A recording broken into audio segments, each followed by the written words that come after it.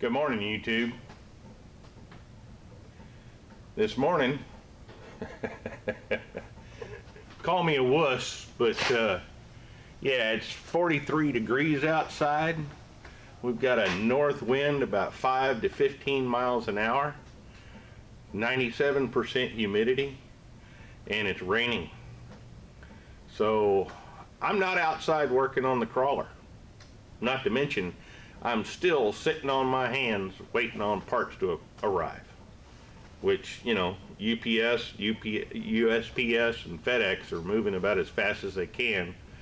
But I seriously think they need to heavily invest in Star Trek transporter technology, because I'm not a real patient person. But the parts are on their way, and when they get here, it's going to look like Christmas.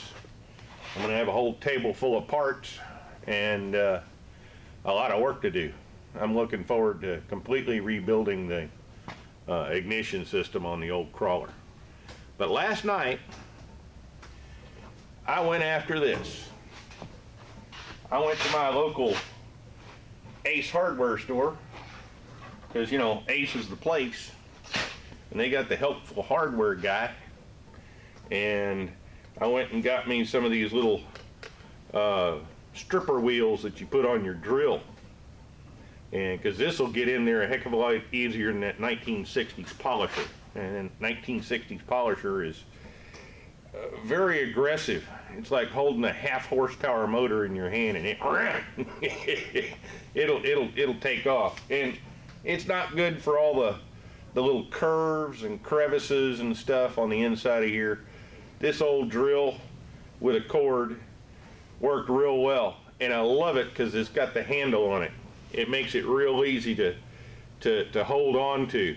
If you just hold it from the back of the drill, it jumps all over the place, but since I got two hands on it at all times, it's real easy to keep it where I want it.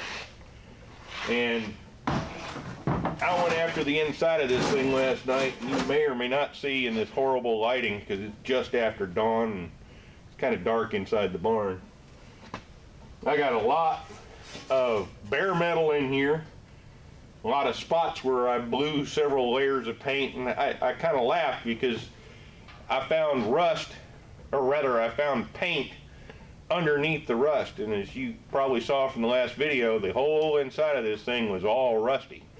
You couldn't really see any paint on the inside, but there was some.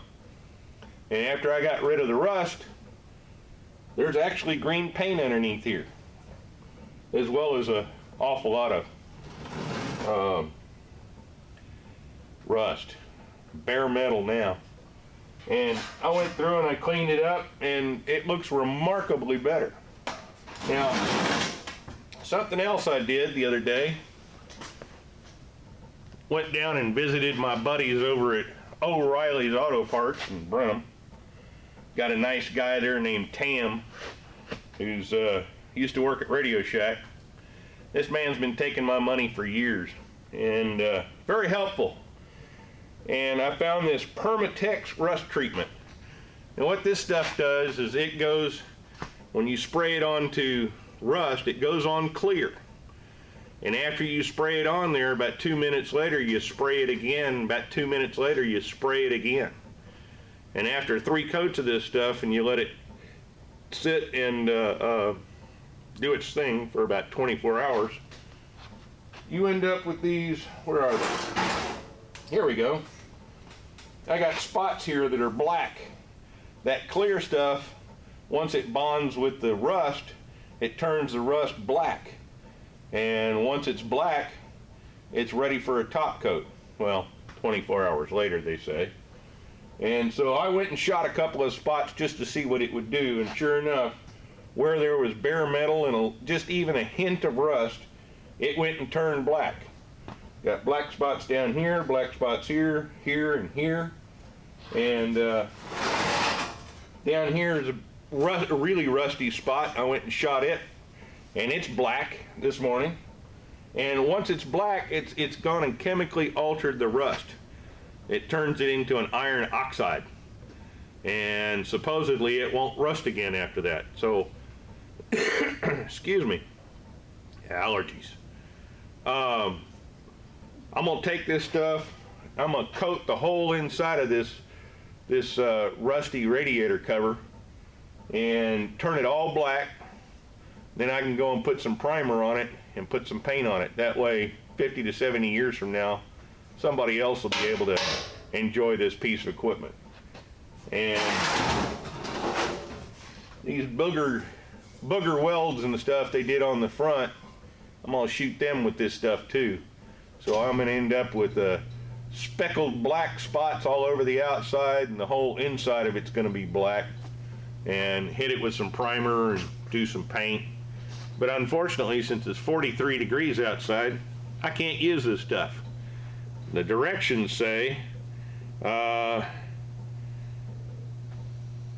should be used when temperature is between 50 and 90 degrees Fahrenheit, or 10 degrees and 32 degrees centigrade. And it can be applied to surfaces which do not exceed 200 degrees. So you can't put this under header paint, unfortunately. But that'll work. You know, the inside of this isn't going to get to be 200 degrees, so that's not a problem. And yeah, I'm looking forward to it warming up a little bit. Once it gets to about 60, 65 degrees, I'm going to go to town with this stuff and get this thing done. Now the hood looks pretty good. Let me go show you that real quick. I'll have to go rig up a light so you can see what I'm doing. Here we've got the hood. I've gone and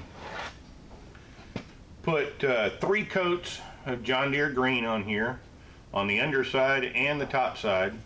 And last night, after I finished up with that, because, you know, man, let me tell you, once you use that drill or that electric polisher for about 4 hours straight,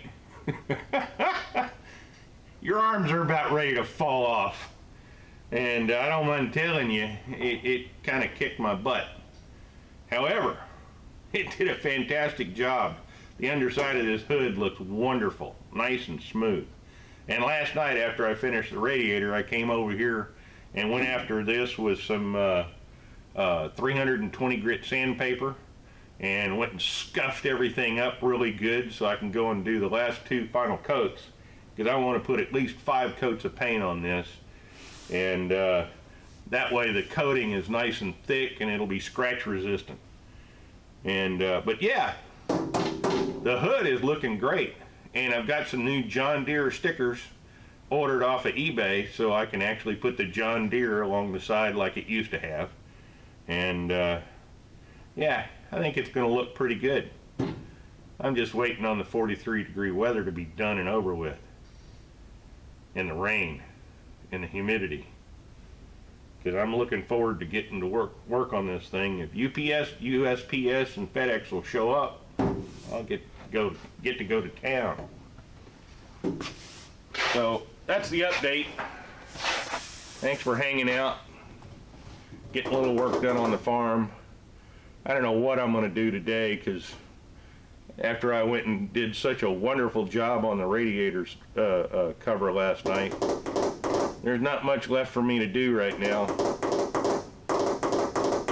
except sit and wait on UPS and USPS and FedEx and Steiner Tractor and yesterday's tractor. And I still can't believe I can get parts for this thing off of Amazon. I just looked up this morning, and they've got steering clutches. I mean, complete steering clutch and steering brake kits for this thing on Amazon. It's 600 and some odd bucks, but it's on Amazon.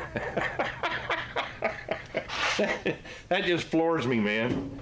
That just floors me. Anyway, thanks for coming out, checking in on my progress on the John Deere crawler. And I'm going to go in and have some breakfast and sit in front of the TV and remove the lint from my navel, pet the cat, try to waste some time. Thanks for watching. Come back and see you.